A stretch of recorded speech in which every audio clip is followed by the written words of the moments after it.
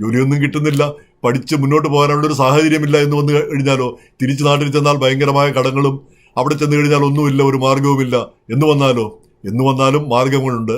കാരണം ഏറ്റവും വലിയ സ്വത്തെന്താണ്? യുവാക്കളെ സംബന്ധിച്ചിടത്തോളം നിങ്ങളുടെ യൗവനമാണ്, നിങ്ങളുടെ ആ ചെറുപ്പകാലമാണ്, നിങ്ങളുടെ ആ വിദ്യാഭ്യാസ അവസ്ഥയാണ്. അതാണ് നിങ്ങളുടെ അസറ്റ്.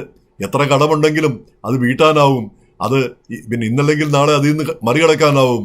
അതുകൊണ്ട് അമേരിക്കയിലും കാനഡയിലും ജീവിക്കാൻ പറ്റിയാൽ വളരെ നല്ലത്. തീർച്ചയായിട്ടും അതിനുവേണ്ടി കഠിനമായ ശ്രമങ്ങൾ നടത്തണം. എല്ലാവരും തന്നെ അങ്ങനെയൊക്കെയുള്ള ബുദ്ധിമുട്ടുകളും കഷ്ടപ്പാടുകളും ഒക്കെ നേരിട്ടാണ് അമേരിക്കയിലും കാനഡയിലും ഒക്കെ സ്ഥിരതാമസക്കാരായി മാറിയത്. ആദ്യകാലങ്ങളിലൊക്കെ വന്നവർ പ്രത്യേകിച്ചും. നേരെ മറിച്ച് ഇപ്പം ഈ ഗ്രീൻ കാർഡിൽ നാട്ടിൽ നിന്ന് തന്നെ ബന്ധുക്കൾ സ്പോൺസർ ചെയ്ത് ഗ്രീൻ കാർഡിൽ വരുന്ന ഒരു വിഭാഗമുണ്ട്.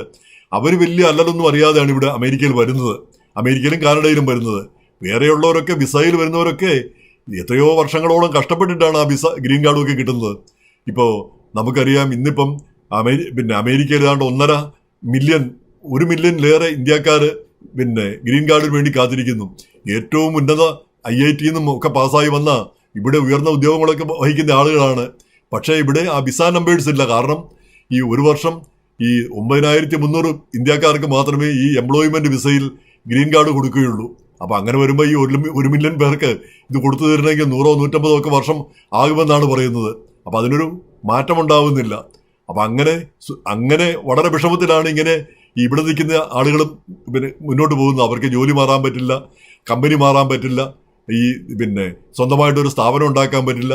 എല്ലാത്തരം നിയന്ത്രണങ്ങളും. ഇപ്പോഴാണെങ്കിൽ ട്രംപിന്റെ കാലത്ത് ചെറിയ പ്രശ്നങ്ങളുണ്ടെങ്കിൽ കൂടി, ഒരു ട്രാഫിക് നിയമം ലംഘിച്ചാൽ കൂടി നമ്മളെ തിരിച്ചയക്കുന്ന ഒരു അവസ്ഥ കൂടി വന്നിരിക്കുന്നു. അങ്ങനെ എല്ലാത്തരം പ്രയാസങ്ങളും ഇവിടെയുമുണ്ട്, നമ്മൾക്കറിയാം.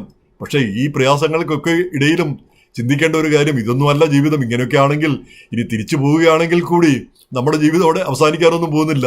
വലിയ കടങ്ങളും വലിയ ബുദ്ധിമുട്ടുകളും നാട്ടിലുണ്ട് എന്നതുകൊണ്ട് നമ്മൾ അങ്ങ് തകർന്ന് അങ്ങ് ഒന്നുമില്ലാതായി പോകും എന്നുള്ള ആ ചിന്താഗതി തന്നെ ഉണ്ടാവാൻ പാടില്ലാത്തതാണ്. അപ്പോൾ ആ പ്രതീക്ഷ കൈവിടുന്ന ഒരവസ്ഥ ഒരു കാരണവശാലും ഉണ്ടാവരുത്.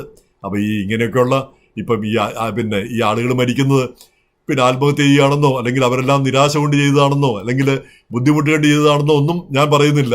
അതിനെപ്പറ്റിയുള്ള ഡാറ്റയും എനിക്കില്ല. പക്ഷേ ഈ ഇടയ്ക്കിടയ്ക്ക് ഈ റിപ്പോർട്ട് കാണുന്നതിനുള്ള ഒരു സങ്കടം കൊണ്ട് പറഞ്ഞു പോകുന്നതാണ്.